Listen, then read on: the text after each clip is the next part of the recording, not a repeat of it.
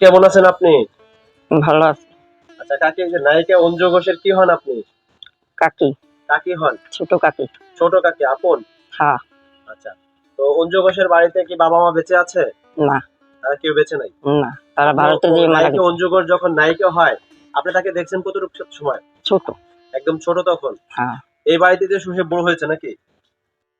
ওইটা বাড়িতে বড় হয়েছে। আচ্ছা, এখানে বড় হয়েছে। আপনি তাকে কোলে পিঠে মানুষ করছেন ছোটবেলায়? হ্যাঁ। আচ্ছা। এখনো তো সে বেঁচে আছে? হ্যাঁ। আচ্ছা। কথাবার্তা হয় আপনাদের সাথে? ওই যে মোবাইলে ওই যে করে।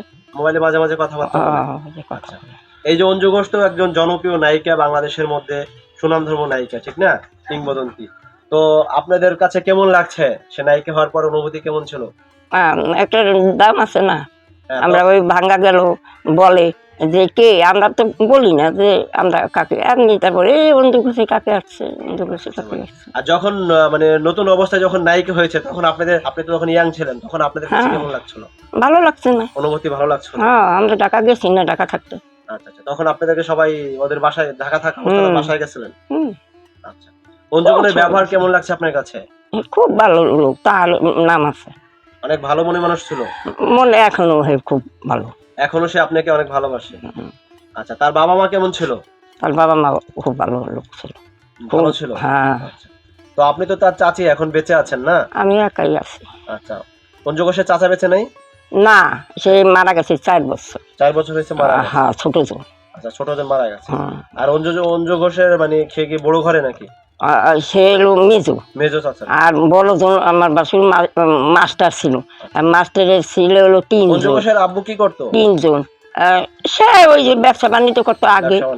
পরে আর কিছু করে সে আগে। এই যে অঞ্জু ঘোষ ইন্ডিয়া চলে গেছে না, তারপর তার দেশে আসে নাই?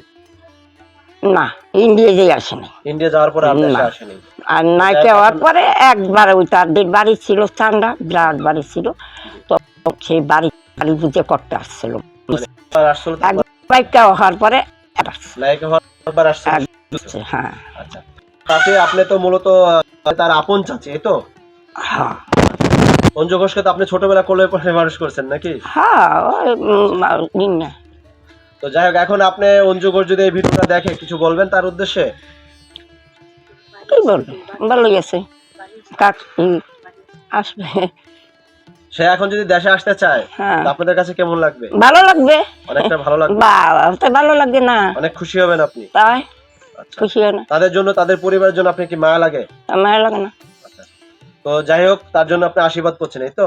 হ্যাঁ, আশীর্বাদ করি না। প্রিয় দর্শক, আমরা সরাসরি কথা শোনালাম অঞ্জু ঘোষকে যে কোলে পিঠে মানুষ করেছেন তারই চাচি, সেই চাচিকে নিয়ে। তো এই যে আমরা এখন সরাসরি চাচির সাথে কথা বললাম, এটা হচ্ছে তার আপন চাচি না?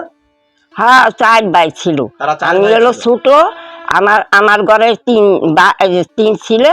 এই যে ছোট ছেলের ঘর, ও যে মেজো ছিল, বড় ছেলে ঘর দেয় নেই। আমার 3 ছেলে।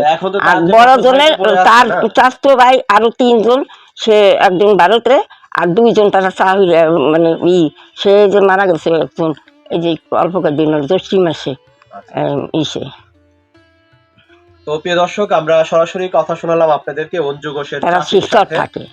ইনি হচ্ছেন অঞ্জু ঘোষের সেই চাচি, যিনি অঞ্জু ঘোষকে ছোটবেলা কোলে পিঠে মানুষ করেছেন।